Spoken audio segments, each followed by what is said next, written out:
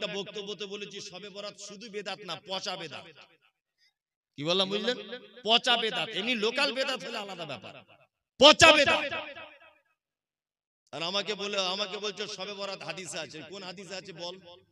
সবে বরাত কোন হাদিসে আছে বল? শাবান মাস সম্পর্কে আল্লাহ নবী সাল্লাল্লাহু আলাইহি ওয়াসাল্লামের দুটো ঘোষণা, ভালো করে বোঝার চেষ্টা করুন। এক, আলেম ওলামারা আছেন, ভালো করে আমার মিস হলে বলবেন।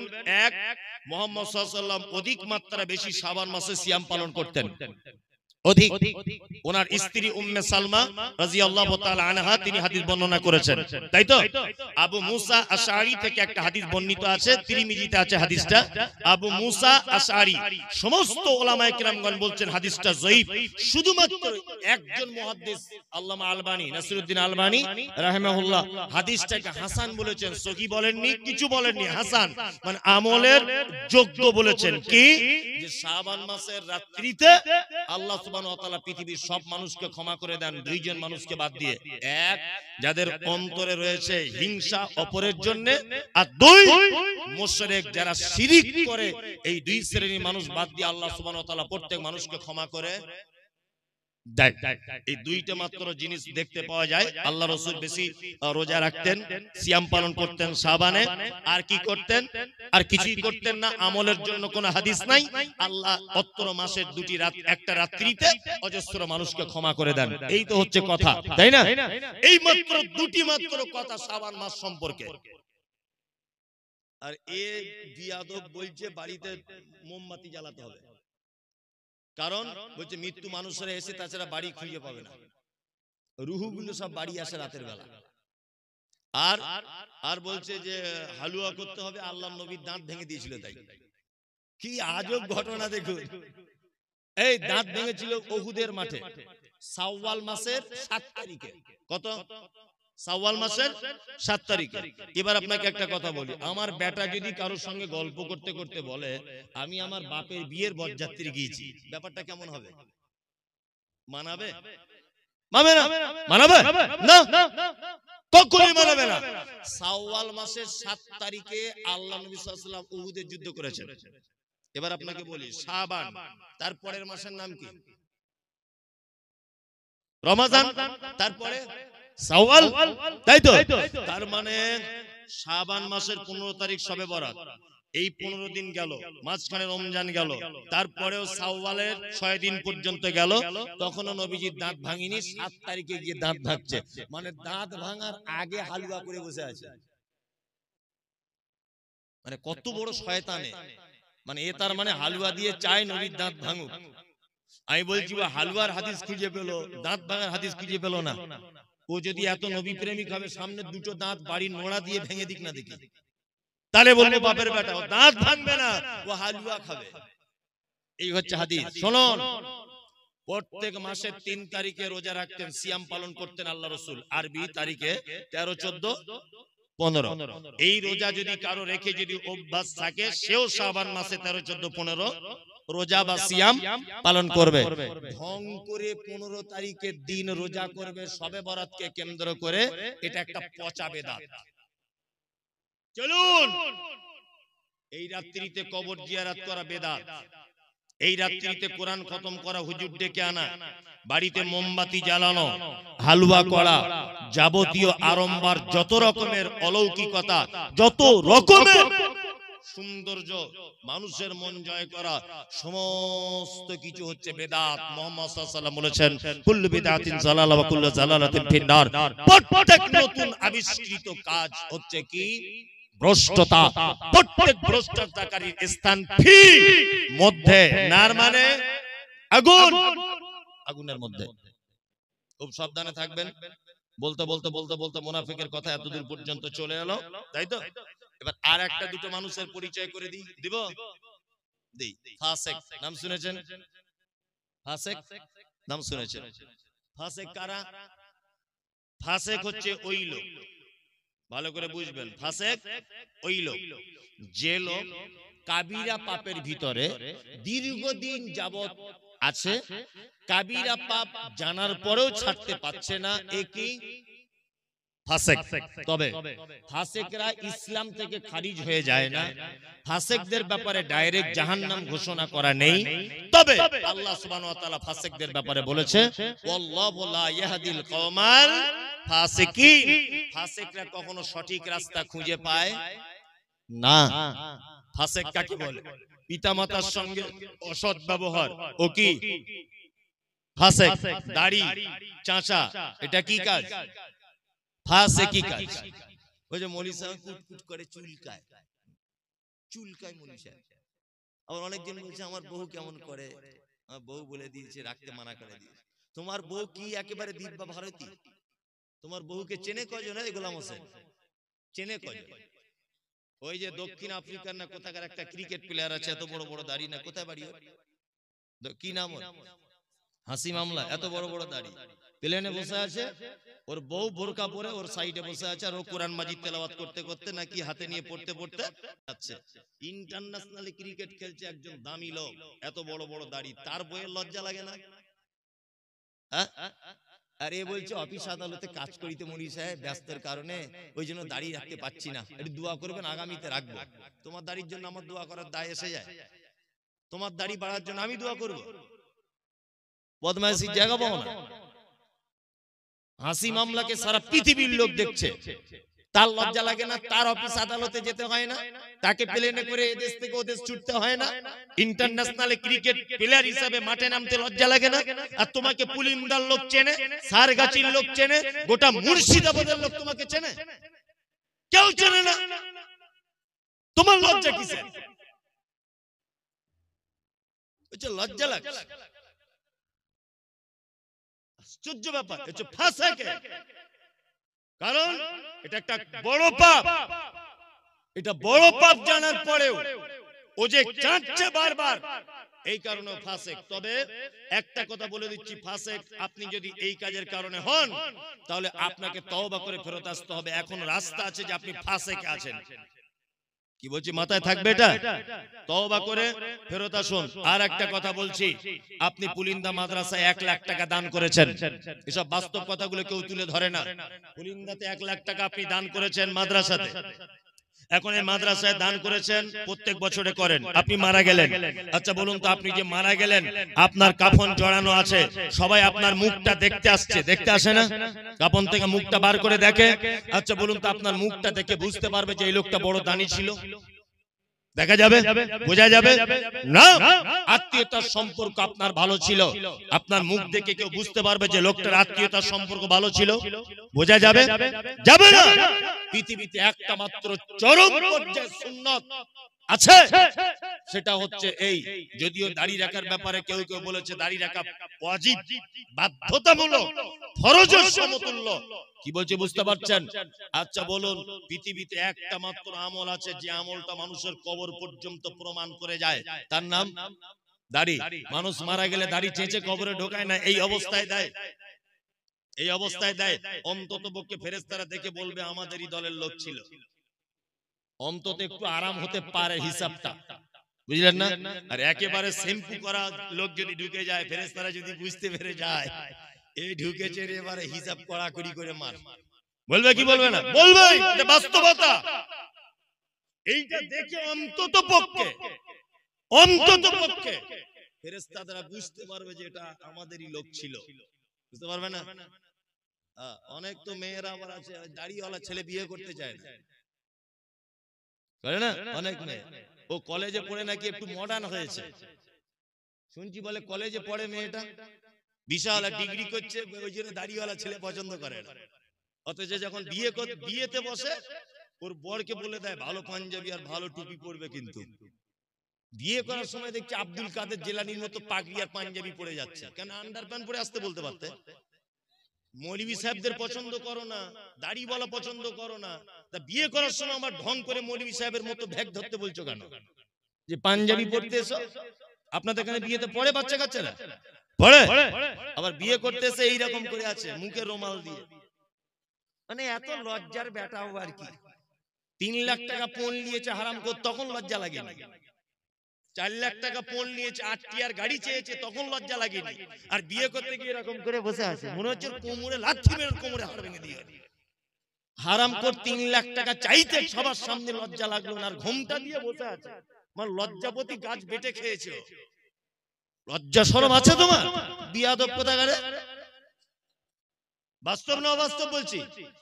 পঞ্চায়েতে লজ্জা লাগে না বেটির বাপের কাছে, বেটির বাপের কাছে টাকা চাইতে লজ্জা লাগে না, আর বিয়ে করতে গিয়ে পুরুষ মানুষ রুমাল দিয়ে বসে আছে এরকম। কি একেবারে লজ্জাশীল পুরুষ। লজ্জা শরম থাকা দরকার। ওই জন্য যে সমস্ত মেয়েরা এই ব্যাপারে আপত্তি করেন, আপনাকে আমি বলে দিয়ে যাচ্ছি, কোন মেয়ে যদি নিজে আপত্তি করে যে দাড়িওয়ালা ছেলে বিয়ে করবো না, আমি মুমতাজুল ইসলাম বলছি আপনি তার থেকে দূরে থাকুন। আখিরাতেও কল্যাণ হবে, দুনিয়াতেও কল্যাণ হবে। আপনার আখিরাতেও কল্যাণ, দুনিয়াতেও কল্যাণ। কারণ নারী নামের হস্তিনী। আল্লাহ নবীর একটা সুন্নত, আল্লাহ নবীর একটা কঠিন পদক্ষেপকে যে মেয়ে অঙ্গীকার করে সে মেয়ে মুসলিম থাকতে পারে না। শুনুন, আপনি নামাজ পড়েন না আলাদা ব্যাপার। আমি আপনাকে ধরেছি যে ভাই আপনি নামাজ পড়া ধরুন। আপনি বলছেন মৌলভী সাহেব লজ্জা লাগছে আপনাকে দেখে বারবার নামাজের কথা বলেন। সত্যি আমি খুব অপরাধী। ও মুসলিম, ও জানে নামাজ ফরজ, কিন্তু আমাকে দেখে ও লজ্জা পাচ্ছে। তার মানে ওর ভিতরে আল্লাহর ভয় আছে। একটু চার্জ দিলে ও নামাজ পড়া ধরে যাবে। কিন্তু একটা লোককে নামাজ পড়ার কথা বলতে গেলাম, সেই লোকটা আমাকে বলছে তুই নামাজ পড়ে কি পেলি ঘোড়ার ডিম ফালতু, ওর ঈমান আর থাকবে না, সঙ্গে সঙ্গে বেঈমান হয়ে যাবে। কি বলছি বুঝতে পারছেন? এই লোকটা নামাজ পড়ে না, একে আমি গিয়ে বলছি চাচা একটু নামাজ পড়ুন, তখন বলছে মৌলভী সাহেব পড়তে পারছি না, কাজের চাপে খুব লজ্জা লাগছে, ইনশাআল্লাহ চেষ্টা করব। ও মুসলিম, ও কি মুসলিম। আর উনি যদি এ কথা বলেন যে তুমি নামাজ পড়ে এতদিন কি করলে, আমি ঘোড়ার দিন নামাজ না পড়ে দুতলা বাড়ি করে নিলাম, তাহলে উনি বেঈমান। ওর মুসলিম থাকতে পারলো না। তুমি দাড়ি রাখতে পারছো না, এটা আলাদা ব্যাপার। মেয়ে, তোমার বাপ দাড়ি রাখতে পারেনি, এটা তোমার বাপের দুর্বলতা। তোমার ভাই দাড়ি রাখতে পারেনি, এটা তোমার ভাইয়ের দুর্বলতা। কিন্তু তোমাকে যে ছেলে বিয়ের কথা বলতে এসেছে, তোমাকে যে ছেলে বিয়ের কথা বলতে এসেছে, তার যদি দাড়ি থাকে, সে তো মুহাম্মদ সাল্লাল্লাহু আলাইহি ওয়াসাল্লামের পদ্ধতিতে দাড়ি রেখেছে। তুমি যে তাকে ঠাট্টা করলে, বিদ্রুপ করলে, বিবাহের জন্য অপ্রয়োজন মনে করলে, আমি তো মনে করি ওই দাড়ি থাকা ছেলেটাকে যদি অপমান করে বাড়ি পাঠায়, বা দাড়ি আছে বলে যদি বিয়ে না বসতে চায়, তাহলে ওই মেয়েটাও ঠিক তেমন বেঈমান হয়ে যাবে। কারণ ও একটা চরম হাদিসকে অপমান করার কারণে। তো বুঝে শুনে কথা বলবে, হিসাব করে। তবে আলহামদুলিল্লাহ সব মেয়েরা নয়। আমার মাদ্রাসাতে 200 থেকে 250 মেয়ে আছে। আমি এই পর্যন্ত মনে হয় জীবনে কত মেয়েকে যে বিয়ে দিয়েছি তা আল্লাহ ছাড়া কেউ জানে না। কি বলছি বুঝতে পারছেন? অজস্র মেয়েকে বিয়ে দিয়েছি। এই কিছুদিন আগে মেদিনীপুরের একটা মেয়ে আছে আমার মাদ্রাসাতে, এই যে আমার পিছনে বসে আছে শামীম, আপনাদের মাওলানার এখানকার ছেলে আর কি। ও তো যায়, ওরা সব সময়তেই যায়, আমার বাড়িও গিয়েছিল সেদিনও। তা এরা সব দেখে এসেছে আমার মাদ্রাসা। আর একটা মেয়েদের মাদ্রাসা আছে, 200-250 মেয়ে পড়ে আলহামদুলিল্লাহ। আবার মোটামুটি এই তো শামীম গিয়েছিল ভিত্তি স্থাপনের দিনে, 3 বিঘা জমির উপরে ছেলেদের মাদ্রাসা তৈরি হচ্ছে ইনশাআল্লাহ। দোয়া করবেন। হিফজ খানা আল্লাহ যদি কবুল করে নেয়, কেউ আর আটকাতে পারবে না। দ্রুত গতিতে কাজ চলছে ইনশাআল্লাহ। শেষ কাজ করতে আমার একটা টার্গেট 1 কোটি টাকার আমরা বাজেট রেখেছি। যদি বলছেন টাকা আপনার বহুত টাকা, তো তাহলে আমার 1 পয়সাও নেই। যা টাকা পয়সা পাচ্ছি সব লাগিয়ে দিচ্ছে, বাকিটা আল্লাহ ম্যানেজ করে দিচ্ছে বিভিন্ন মানুষের মাধ্যমে। যাই হোক, যে কথা বলছিলাম সেটা হচ্ছে এই যে আমার একটা মাথাতে একটা জিনিস কাজ করে। বেদাতিরা একটা কথা বারবার বলে যে আহলে হাদিসরা কোরআন পড়তে পারে না। বারবার একটা কথা প্রশ্ন কিন্তু তারা তোলে না। ওই জন্য আমি সারা পশ্চিম বাংলাতে নিয়ত করেছি একটা হিফজ খানা, শুধুমাত্র হাফেজ হবে, শুধুমাত্র হাফেজ আর কারি, শুধু কোরআনটাকে শুদ্ধ করে পড়ানোর জন্য 2 বছরের কোর্স দিয়ে কমপ্লিট করবে ইনশাআল্লাহ। এরকম মনোবৃত্তি আছে। রমজানের পর থেকে যে কটা রুম রেডি হবে সেই কটা রুম দিয়ে চালু করে দেবে ইনশাআল্লাহ। নিয়ত করে নিয়েছো। আমার জীবনে এটা উদ্দেশ্য যে আমি এর মাধ্যমে মরে গেলেও যেন কবরে শুয়ে শুয়ে নেকি পাই, এতটুকু। এছাড়া কোনো আর আমার আশা নেই, কোনো আশা নেই। আপনাদের সারেগাছি আমার আজও মনে আছে যে আমাদের মহিলা মাদ্রাসার জন্য একজন মেয়ে, আমি তার নামটাম জানি না, হঠাৎ করে একদিন ফোন করে বলছে আমি 10,000 টাকা দিব, আপনি সারেগাছি মোড়ে দাঁড়ান, পুলিন্দা গ্রামে বাড়ি। জলসা করতে যাচ্ছি, 10,000 টাকা দিয়েছে। যে সোশ্যাল মিডিয়া দেখেছি আপনার মাদ্রাসায় টাকাটা দিবেন 10,000 না 5,000। যে কথা বলছিলাম, মেদিনীপুরের একটা মেয়ে কিছুদিন আগে তাকে একটা বিয়ের জন্য একটা ছেলে, আমি বলছি তোমার মা বলছে বিয়ের জন্য, তা তুমি বিয়ে শাদী করবে? তা মেয়েটা আমাকে একটা কথা বলছে, মৌলী সাহেব পর্দার আড়াল থেকে বলছে আমি বিয়ে করতে পারি, তবে আমার কিছু শর্ত আছে। মেয়েটা দেখতে যেমন ভালো তা নয়। বলছি কি শর্ত? বলছি 1 নম্বর ছেলেটা দাড়ি থাকতে হবে, 2 নম্বর 5 ওয়াক্ত নামাজি হতে হবে, 3 নম্বরে হালাল পদ্ধতির ইনকাম করতে হবে, তাহলে আমি তাকে বিয়ে করব, তাছাড়া করব না। তার মানে বুঝতে পারলাম এখন ইমানদারিনী নারী আছে পৃথিবীতে, আছে না? আছে আছে। আজ থেকে 1 সপ্তাহ আগের কথা, ইন সার্চ অফ ট্রু ইসলাম, ফেসবুকে একটা পেজ আছে, ইন সার্চ অফ ট্রু ইসলাম, মিলন বলে নাম, মুর্শিদাবাদে বাড়ি। ছেলেটাকে জিজ্ঞাসা করবেন তার প্রমাণ। আজ থেকে 2 মাস আগে একটা মেয়ে ইসলাম গ্রহণ করেছে, ইসলাম গ্রহণ। মেয়েটা আমাকে ফোন করেছে, করে বলছে যে হুজুর আমি আপনাদের বক্তব্য শুনে অনুপ্রাণিত হয়ে ইসলাম গ্রহণ করলাম, গোপনে, বাড়িতে কেউ জানে না। মেয়েটা বিয়ে পড়াশোনা করছে কলেজে, খুব সুন্দরী, চরম সুন্দরী মেয়েটা দেখতে। তা আমাকে বলছে হুজুর আমি বিয়ে শাদী করব, লুকিয়ে আমাকে একটু বিয়ের ব্যবস্থা করে দেন, আমার বাড়ি থেকে জানতে পারলে আমাকে জবাই করে দিবে, আমাকে জবাই করে দিবে। সেই মেয়েটাকে আজ থেকে 5 দিন আগে আপনাদের বহরমপুরে একটা ছেলের সঙ্গে বিয়ে দিলাম। তা মেয়েটাকে বলছি কেমন ছেলে পছন্দ?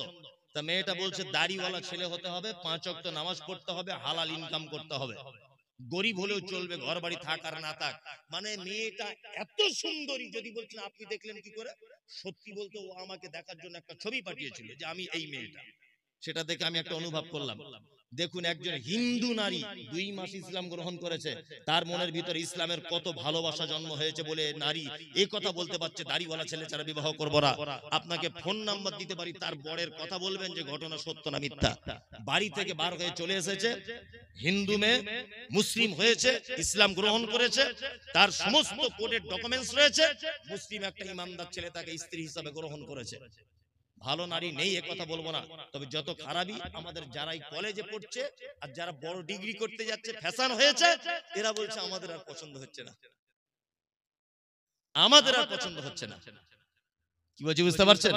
দূরে থাকবেন। আল্লাহ তুমি আমাদের ফাসিকি থেকে বাঁচার তৌফিক দান করো, আমিন বলুন, আমিন। চলুন আর একটা ব্যাখ্যা করে দিই, তারপরে আর একটা করব, সেটা হচ্ছে মুশরিক। নাম জানেন মুশরিক? মুশরিক, মুশরিক কে? শিরিক করে, উনি ভালোই বলতে পারছেন, শিরিক করে মুশরিক। এবার আপনাকে একটা কথা বলে দিচ্ছি, শুনে রাখেন, এই কথা বললে তো আরো আপনি আশ্চর্য হবেন। হিন্দু, মুসলিম, জৈন, খ্রিস্টান, হাঁড়ি, চুয়ার, চামার, বাগদি, ছুতর, মেথর, পৃথিবীতে যত জাতির মানুষ বসবাস করে, যত ধর্মের মানুষ বসবাস করে, কোন ধর্মের ভিতরে মুশরিক বর্তমানে খুঁজে পাওয়া খুব মুশকিল। হিন্দু, এদের ভিতরে মুশরিক নেই। খ্রিস্টান, এদের ভিতরে মুশরিক নেই। ইহুদি, এদের ভিতরে মুশরিক নেই। হিন্দু বর্তমানে যারা, তাদের ব্যাপারে কোরআন মাজিদে শব্দ এসেছে সাবেঈ। সাবেঈ হচ্ছে তারা। কারা? সাবেঈ হচ্ছে তারা যারা এক আল্লাহকে আল্লাহ বলে মানে, তারপরেও বিভিন্ন দেব দেবীর আলাদা আলাদা ক্ষমতা আছে এটা মানে, এরা হচ্ছে সাবেঈ। একটা হিন্দু ভাইকে জিজ্ঞাসা করবেন এত বৃষ্টি হচ্ছে কে দিচ্ছে, ও এক চান্সে বলবে বৃষ্টি দিচ্ছে উপরওয়ালা, বলবে না? তার মানে ও জানে উপরে একজন আছে। তারপরেও দেখবেন ও লোহা লাক্কড়ের ব্যবসা করে, কি পূজা করে? বিশ্বকর্মা। তার মানে ওর এটা ধারণা যে লোহা লাক্কড়ের ডিপার্টমেন্টটা বিশ্বকর্মার হাতে আছে। আর কলেজের স্টুডেন্ট, স্কুলের স্টুডেন্টরা কি পুজো করে? সরস্বতী। সরস্বতীকে বলা হয় বিদ্যার দেবী। তার মানে বাপ মা তার চাপ মেয়েকে বলে দেয় এটা তুমি সরস্বতীর পূজা করবে, কারণ এটা হচ্ছে বিদ্যার দেবী, তুমি ভবিষ্যতে মাইকের মধুসূদন দত্ত হতে পারবে, কারণ এর ডিপার্টমেন্টটা এর হাতে আছে। এ হচ্ছে কি? সাবেঈ। মুশরিক কে? মুহাম্মদ সাল্লাল্লাহু আলাইহি ওয়াসাল্লামকে বলা হচ্ছে আপনি জিজ্ঞাসা করুন তাদেরকে রাত এবং দিনের বিবর্তনের মালিককে। এক চান্সে তারা বলবে আল্লাহ। সুস্থতা অসুস্থতার মালিককে? আল্লাহ। বেঈমান মুশরিক আবু জেহেল কথা বলবে আল্লাহ নবী সাল্লাল্লাহু আলাইহি ওয়াসাল্লাম যখন বলছেন কি ব্যাপার, রাত দিনের মালিক আল্লাহ, এই কথা আপনি বললেন, সুস্থতা অসুস্থতার মালিক আল্লাহ, এই কথা আপনি বলছেন, তাহলে কেন আপনি আল্লাহকে ডাইরেক্ট ডাকতে পাচ্ছেন না? আবু জেহেল তখন বলছে, মোহাম্মদ শোনো, বেশি ফটর ফটর করিও না, সব কিছুর মালিক আল্লাহ এটা আমি জানি, কিন্তু তোমার আল্লাহকে ডাইরেক্ট পাওয়া যাবে না। আল্লাহকে পেতে গেলে 360টা দেব দেবীর মাধ্যমে পেতে হবে। তার মানে বোঝা যায় যারা আল্লাহকে ডাইরেক্ট পাওয়া যাবে না এই ধারণা রাখে, আর 360টা দেব দেবীর মাধ্যমে আল্লাহকে পেতে হবে এই ধারণা যারা রাখে, এরা কি মুশরিক। মুশরিক হিন্দুর ভিতরে নেই, খ্রিস্টানের ভিতরে মুশরিক নেই, কোন জাতির ভিতরে মুশরিক নেই। বর্তমানে মুশরিক গিজ গিজ গিজ গিজ গিজ গিজ করছে মাথার উকুনের মতো নামধারী মুসলিমদের ভিতরে। আজ পর্যন্ত পশ্চিম বাংলার কিছু মুসলমান তাদের দাবি আল্লাহকে ডাইরেক্ট পাওয়া যায় না, আমাদের হুজুরের মারফতে তবে আল্লাহকে পেতে হয়, দাবি নেই। এরা কি মুশরিক। এই দেখুন আল্লাহ তাআলা মুশরিকদের ব্যাপারে সূরা তাওবা আয়াত নাম্বার 114 আল্লাহ তাআলা বলছেন, মা কানা লিন নবিয়্যি ওয়াল্লাযীনা আমানু আন ইস্তাগফিরু লিল মুশরিকিন। নবী এবং ইমানদারদের জন্য উচিত নয় যে মুশরিকদের জন্য ক্ষমা প্রার্থনা করবে। এই মুমতাজুল ইসলাম বলছি, যারা মাজার পূজা করে, যারা পীর পূজা করে, ওদের জানাজা তো দূরের কথা, ওদের জন্য দোয়া পর্যন্ত করা যাবে না, কারণ ওরা মুশরিক। অবশ্যই ওরা মুশরিক, ওরা মুসলিম নয়। আল্লাহ তাআলা বলছেন, ওয়ালাউ কানু উলি কুরবা, যদিও তারা তোমার নিকট আত্মীয় হয় তবুও তাদের জন্য ক্ষমা প্রার্থনা করা যাবে না। আমাদের বেটা বেটিদের বিয়ে শাদী দেওয়া হচ্ছে না, হচ্ছে তো? বেটির বিয়ে ঘটক ছেলে দেখেছে, ঘটক সাহেব এসে বলছে ছেলে খুব ভালো, বলছে কি করে, বলছে স্কুল মাস্টার। মেয়ের বাপ তখন বলছে আলহামদুলিল্লাহ, আমি তো এরকম ছেলেই চাইছিলাম। আর একজন এসে তখন বলছে, ঘটক আব্দুল্লাহ ভাই, তুমি বেটিটা যেখানে বিয়ে দিচ্ছ ওরা মাজার পূজারি গো, পীর পূজারি। তখন বলছে তোমাদের যত সব পীর ফই এইসব, ছেলে চাকরি করে সেটা আগে দেখো, তাই না?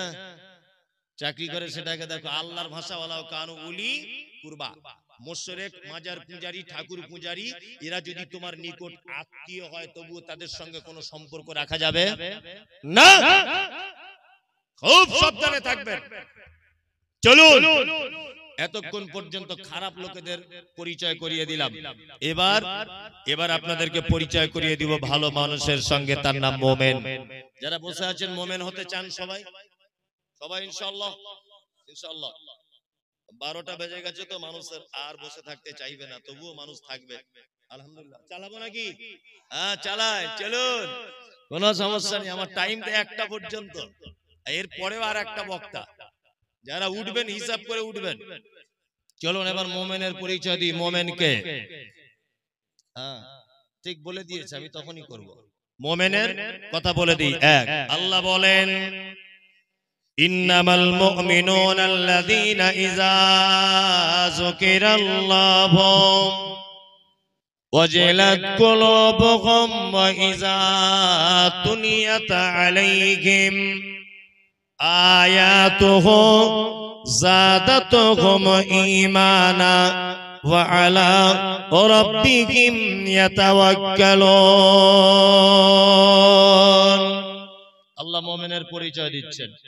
মুমিনকে আল্লাহ বলছেন মুমিন তারা যারা পাপ করে, অন্যায় করে, খারাপির মধ্যে লিপ্ত থাকে, তারপরেও যখন তারা আল্লাহর ভয় তাদের অন্তরের ভিতরে চলে আসে, তারা তখন ভয়ে থরথর করে কাঁপে। দুই, আল্লাহ বলে মুমিনের দ্বিতীয় গুণ, আয়াতুহুম যাদাতুহুম ঈমানা ওয়া আলা রাব্বিহিম ইয়াতাওয়াক্কালুন। দ্বিতীয় নম্বরের মুমিন হলো তারা, আল্লাহ বলে যাদের সামনে কোরআনের আয়াত তেলাওয়াত করা হলো, তাদের ঈমান, কোরআনের আয়াত শুনলে যেন ঈমান বেড়ে যাবে। আয়াত শুনলে ঈমান কি হবে? বেড়ে যাবে। এটা মুমিনের ক নম্বর গুণ? দ্বিতীয় গুণ। এখানে একটা মজাদার কথা বলে রাখছি, আপনার চোখে পানি চলে আসবে শুনলে। আচ্ছা, এখানে হাজী সাহেব কেউ আছেন? কে হাজী সাহেব? কেউ নেই। তাহলে এমনি সৌদি আরবে গেছেন, মক্কা টক্কায় ঘুরতে, এরকম লোক আছে অনেকজন। হয়তো আলহামদুলিল্লাহ অনেকজন আছেন, আলহামদুলিল্লাহ অনেকজন আছেন মক্কায় ঘুরতে গেছে। আমি এই 2.5 মাস 3 মাস আগে গিয়েছিলাম, আলহামদুলিল্লাহ। তা আমি গিয়েছিলাম, তো আমার সঙ্গে প্রায় 40 জন মতো মানুষ গিয়েছিল। উত্তর দিনাজপুরের একজন চাচা গিয়েছিলেন, নিরক্ষর লোক, লেখাপড়া টেখাপড়া জানে না, কিছু বাংলাও জানে না, আরবি উর্দু হিন্দি কিচ্ছু বুঝে না, চাষি লোক। আমি যখন কাবাতে যখন তওয়াফ করছিলাম, চাচা আমার জামার কলারটা এইভাবে টেনে ধরে রাখছিল। তাই বারবার বলছি, চাচা তুমি আমার জামার কলার কেন ধরছো? হ্যাঁ, বলছি এত লোক যদি হারিয়ে যায়, আমার 3 বিঘা জমি ধান চাষ করা আছে, কি হবে তাহলে? শুধু এই টেনশন। আমি বলছি তুমি মরিবে কি বাঁচবে এটা দেখো, ও 3 বিঘা জমি ধান লাগানো আছে, ওই টেনশন ওর মক্কাতে ঘুম হয় না। কি বললাম বুঝলেন? আল্লাহ তাহলে তুমি ধান যখন লাগানো আছে, তুমি এলে কি করতে? যাই হোক, ভীতু লোক। তা কাবার প্রথম ইমাম আব্দুর রহমান আস-সুদাইস বেশিরভাগ মাগরিবে আর এশাতে বা এশাতে ফজরে তিনি নামাজ পড়াতেন। আল্লাহু আকবার। উনি যখন কোরআন তেলাওয়াত করতেন, Ethiopia, Tanzania, German, Japan, France, Kuwait, পৃথিবীর যে ভাষাভাষী মানুষ হোক না কেন, চোখ দিয়ে পানি পড়তে লাগতো। আব্দুর রহমান আস-সুদাইস জাহান্নামের আয়াতগুলো যখন আসতো, তখন বাচ্চা ছেলের মতো 20 second 25 second how how how how করে কাঁদতেন। জাহান্নামের আয়াতগুলো যখন আসতো, ফজরের নামাজ পড়ছি, রাত 10টার সময় তওয়াফ শুরু করতাম। দিনের বেলা ভিড় হতো বলে আমরা যেতে পারতাম না। রাত 10টা থেকে ফজর পর্যন্ত তওয়াফ করতাম কাবাতে, আল্লাহ করিয়েছে। যাই হোক, তা তওয়াফ করতে করতে ফজরের যখন আজান হয়, ওই সঙ্গে সঙ্গে সব লোক ঘুরে কাতারে দাঁড়িয়ে যায়। ঠিক বলছি তো? কাতারে দাঁড়িয়ে যায়। আমি দাঁড়িয়ে আছি, আমার পাশে ওই যে উত্তর দিনাজপুরের চাচা দাঁড়িয়ে আছে। নামাজ শুরু হয়েছে, আল্লাহু আকবার। সবাই হাত বেঁধে দাঁড়িয়ে গেল। কাবার প্রথম ইমাম আব্দুর রহমান আস-সুদাইস তিনি জাহান্নামের আয়াত তেলাওয়াত করছেন। আর আয়াত তেলাওয়াত করতে করতে তিনি যেন বাচ্চা ছেলের মতো করে কাঁদছেন। আমি কোরআনের একটু অল্প কিছু বুঝি, আমার চোখ দিয়েও পানি চলে এলো। আমিও বাচ্চা ছেলের মতো ডুকরে ডুকরে কাঁদতে লাগলাম। আমার পাশে চাচা কোরআন বোঝে না, বাংলা ভালো করে পড়তে জানে না, অশিক্ষিত লোক। চাচাও দেখছি ডুকরে ডুকরে কাঁদতে শুরু করে দিল। নামাজ শেষ হয়ে গেল। কাবা থেকে জমজমের পানি পান করে যখন ফাঁকে বার হয়ে গেলাম, চাচাকে ডেকে বললাম, চাচা সত্যি করে বলো দেখি, কাবার ইমাম আরবি ভাষী মানুষ, তিনি কোরআন